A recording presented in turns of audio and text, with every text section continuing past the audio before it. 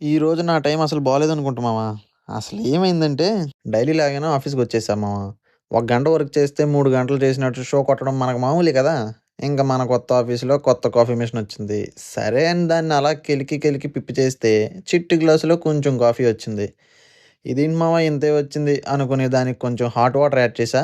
అంతే మన coffee ready. ఇంక మా కొలీగు నేను చీర్స్ కొట్టుకొని మెల్లిమెల్లిగా తాగుతున్నాం.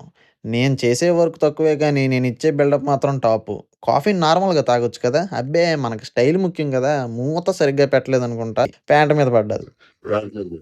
ఈ వారం నా టైం అలా తగలడిందని వాష్ చేసుకొని టిష్యూస్‌తో అలా ఆరబెట్టుకుంటున్నా. అలా చూస్తూ చూస్తూనే లంచ్ టైమ్ అయిపోయింది. లంచ్ బాక్స్ పట్టుకొని గార్డెన్ ఏరియాకి పోయా. మన కొత్త ఆఫీస్‌లో ఇన్‌సైడ్ ఈటింగ్ నాట్ అలౌడ్ అంట. అందుకే ఈ తిప్పలు. ఇంతకీ బాక్స్ ఓపెన్ చేస్తే మా అమ్మ అన్నీ బాయిల్ చేసినవే పెట్టింది. ఇంక తప్పదుగా మన పొట్ట, మన ఆకలి. ఇంక చిన్న క్లారిఫికేషన్ ఇద్దాం అనుకుంటున్నాం మామ. మొన్న నేను జాబ్స్ మీద కొన్ని రీల్స్ పెట్టా. చాలామంది డీఎమ్స్ చేశారు. "మామ కువైట్ ఎలా వెళ్ళావు? సాఫ్ట్‌వేర్ జాబ్ ఎలా వచ్చింది కువైట్‌లో" అని. అందుకే ఆ రీల్స్ చేయాల్సొచ్చింది.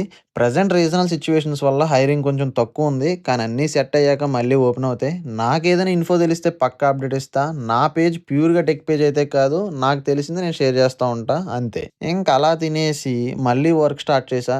చూస్తే అక్కడేం పని లేదు. సో, అలా కాసేపు విన్యాసాలు చేసి వాష్‌రూమ్‌కెళ్ళా. అలా మిర్రర్‌లోకి చూస్తే ఏంటో తెలియని ఒక తేజస్సు.